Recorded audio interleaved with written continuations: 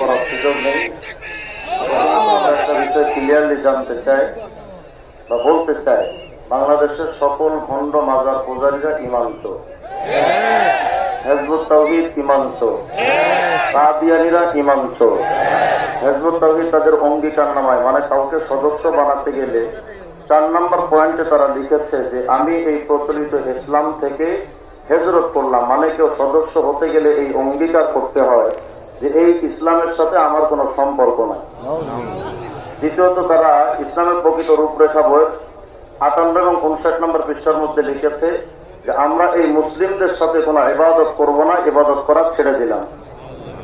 ইসলামের প্রকৃত রূপরেখা বইয়ের 40 নম্বর পৃষ্ঠায় তারা লিখেছে যে অস্ত্রের সাথে সম্পর্ক না থাকলে ইসলামের প্রাথমিক সদস্যপদও পাওয়া যায় না। আমি বোঝাতে চাচ্ছি, হিজবুত তাওহীদ প্রথমত ইসলামের দুশমন, দ্বিতীয়ত হল সমাজের দূষণ, 3 নম্বর রাষ্ট্রের জন্য একটা মহা হুমকি।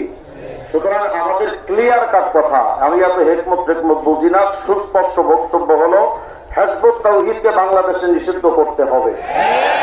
যদি এই আমাদের সরল কথাকে যদি বাংলাদেশের সরকার ইগনোর করে, তাহলে আমি একথা ক্লিয়ারলি বলতে চাই, যদি কোন এলাকায় গরু চোর ঢোকে, ওরে যেমন মানুষ গণধোলাই দিয়া জুতা পিটা করে পিঠের চামড়া তুলে ফেলে, যেমন মোবাইল চোর ধরা খেলে গণধোলাই খায়, সুস্পষ্ট বক্তব্য হলো হিজবুত তাওহীদকে যদি বাংলাদেশে নিষিদ্ধ করা না হয়, বাংলাদেশের যাই প্রান্ত মুসলমান পাবে জুতা দিয়া পিঠে চামড়া তুলে ধরা দরকার। অতি বিলম্বে হিজবুত তাওহীদকে নিষিদ্ধ করতে হবে। আপনারা নিজেদের এলাকায় কি হিজবুত তাওহীদের ব্যাপারে তুলবেন তো ইনশাআল্লাহ? আল্লাহ তাআলা আমাদের তৌফিক দান করুন। আসসালামু আলাইকুম।